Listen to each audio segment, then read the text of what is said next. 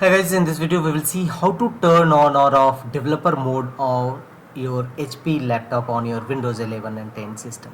If you want to turn off, then here are the process. Right click on a start button and choose settings. Here from the left pane of settings, go to system settings. Thereafter go to right side. Here scroll down and look for the option advanced. Click on it. On the next page, scroll down and you will find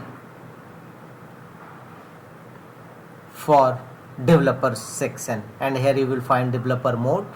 Install apps from any source including loose files. So from where you can easily turn on or off developer mode.